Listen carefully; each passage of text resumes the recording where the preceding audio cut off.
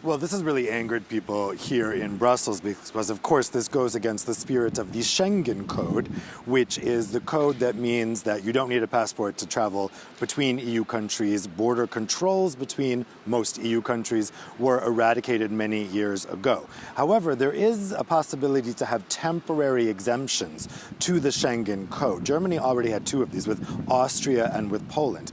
But what has really taken people aback here is this is all of Germany's borders. And Germany borders 9 countries. It's right in the center of the EU. And to have this kind of blanket exemption without really a seemingly good justification has a lot of people worried, because this could cause a domino effect. Given that Germany is right in the center of the EU, other countries could follow suit with very flimsy excuses.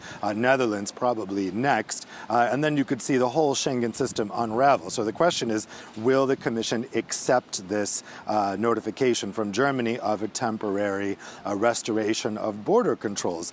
Commission President von der Leyen has not really shown an appetite to take countries on these temporary exemptions, which have been growing larger and larger. There's about 11 in place right now.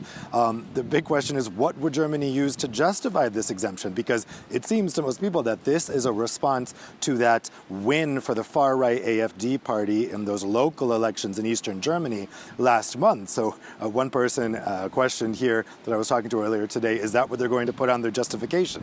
Election results in eastern Germany.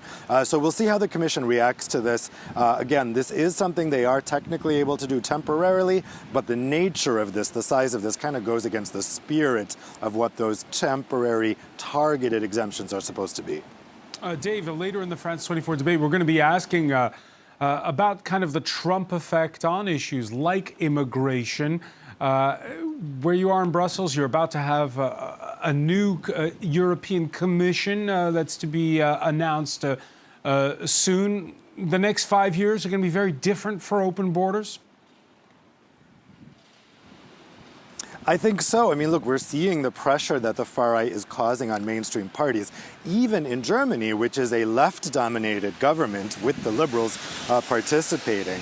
And so if you have this kind of knee-jerk showboating reaction from a center-left government, from a center-left chancellor, what are we going to see from the far-right governments in Italy and the Netherlands? And I think this is showing that right now, mainstream parties are kind of flailing in how to respond to the rise of the far right, and they may try to ape them when it comes to these migration policies to try to address some of the concerns that people have been expressing.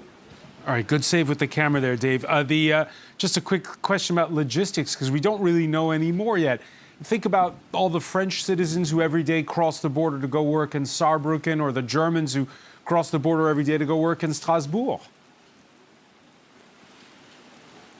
Yeah, I mean, this is what a lot of people don't think of. I mean, these borders have been dismantled for many, many years in Europe. There are towns that are divided by these borders. We saw the mess that this created during the COVID pandemic when these borders were temporarily introduced and you had fences going up in between towns. A lot of people live in one EU country and work in another, and that's not to mention all of the shipping. That there's supposed to be a free market where trucks are supposed to be able to get across borders very easily. Reintroducing these border controls will cause big backups on these land borders that will delay the time for food to get to grocery stores, for instance. So this would also have a big economic impact, and it may be that some of the voters who instinctively say, I want this, I want more border controls, aren't fully thinking about the economic implications and the implications of making their lives more difficult when they travel. Dave Keating reporting live from Brussels. Many thanks for that update. EU rumblings